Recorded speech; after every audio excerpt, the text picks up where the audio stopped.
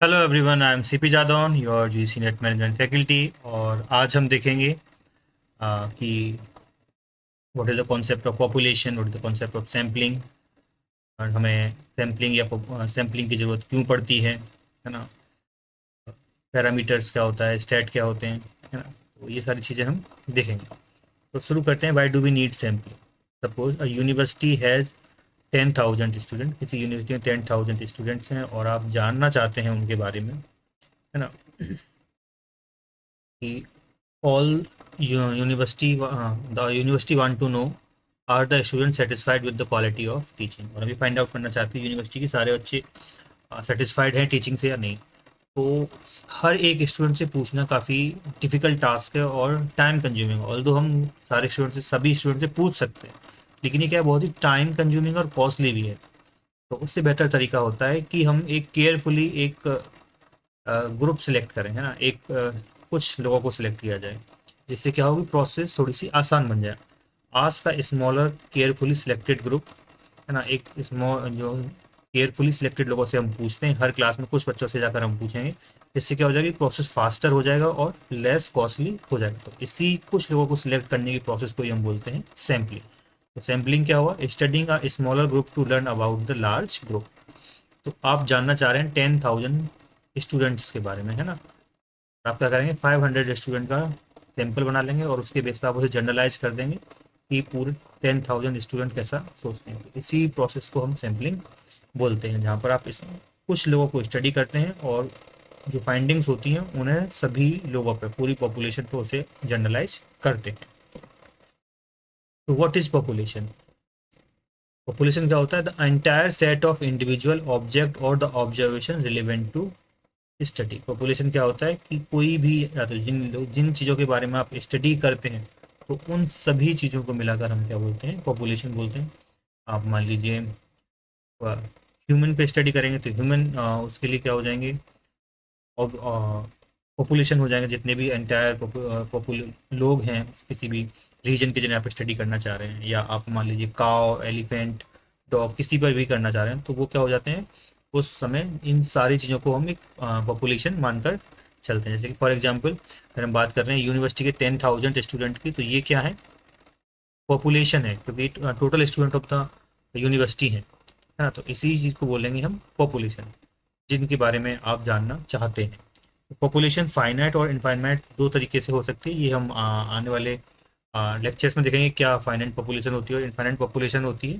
तो population is the complete group about which you want to draw conclusion, है ना। तो कम पॉपुलेशन क्या होता है, कंप्लीट ग्रुप होता है जिसके बारे में आप कंक्लूजन ड्रॉ करने के लिए देखते हैं, या कंक्लूजन ड्रॉ करना चाह रहे हैं, या उनके बारे में जानकारी आप लेना चाह रहे हैं। हमने देख लिया कि पॉपुलेशन क्या होता है। अब हम बात कर रहे हैं सैम्पलिंग की।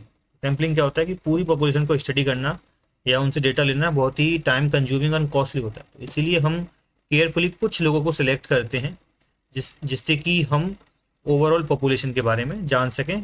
फॉर एग्जांपल, है ना, यहाँ पे हम 500 स्टूडेंट का डेटा ले रहे हैं और उसको हम जर्नलाइज कर रहे हैं 10,000 स्टूडेंट पे। सैम्पल क्या होता है, a subset of the population selected for study.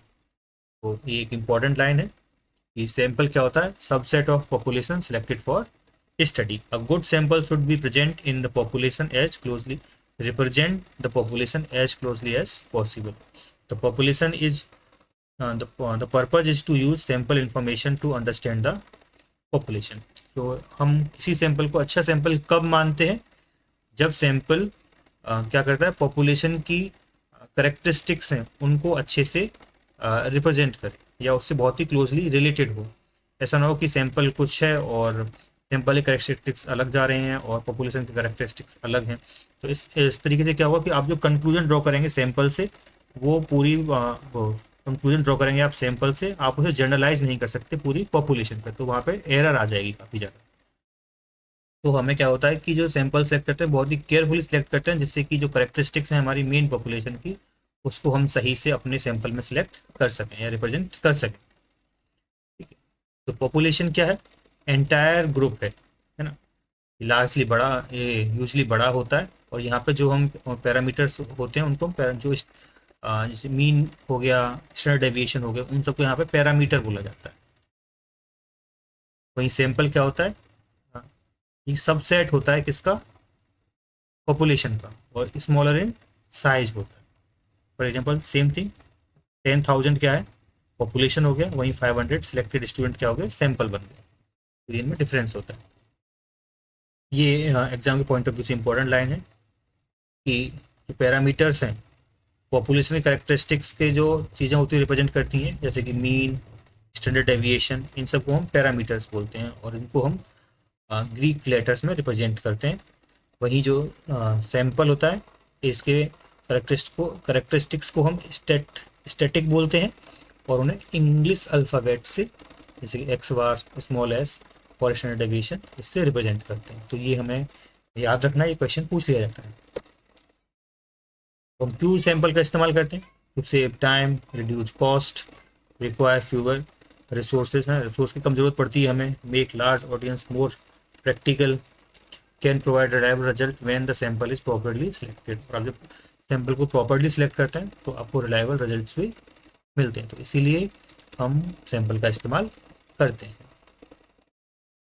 Same thing वही आपको याद रखनी है कि इनको हम पैरामीटर्स बोलते हैं, पॉपुलेशन करेक्टरिस्टिक्स को जो रिप्रेजेंट करते हैं, ठीक है। तो वहीं इंग्लिश अल्फ़ाबेट जिन्हें हम स्टैट बोलते हैं, वो सैंपल की करेक्टरिस्टिक्स को बताते हैं। रिवीजन के लिए स्लाइड्स है, इनको आप देखिएगा। अब हमें ये तो पता पड़ गया कि क्या होता है सैंपल और क्या पॉपुलेशन होता है, लेकिन अब कैसे सैम्पलिंग की जाए, कैसे लोगों को सिलेक्ट किया जाए, तो वो हम अपने नेक्स्ट लेक्चर में देखेंगे। क्योंकि दो तरीके से हम सिलेक्ट करते हैं सैम्पलिंग को, थ्रू प्रोबेबिलिटी सैम्पलिंग मेथड और नॉन प्रोबेबिलिटी सैम्पलिंग मेथड। अब इनमें भी जैसे प्रोबेबिलिटी सैम्पलिंग है, इसके भी कुछ पार्ट्स हैं, जैसे कि random sampling, systematic sampling, cluster sampling, है ना। तो वो सब यहाँ पे देखेंगे। और नॉन प्रोबेबिलिटी में भी कुछ पार्ट हैं, जैसे स्नोबॉल सैम्पलिंग, कन्वीनियंस सैम्पलिंग। तो वो सारी हम चीज़ें आगे देखेंगे। तो मिलते हैं नेक्स्ट लेक्चर में। Thank you.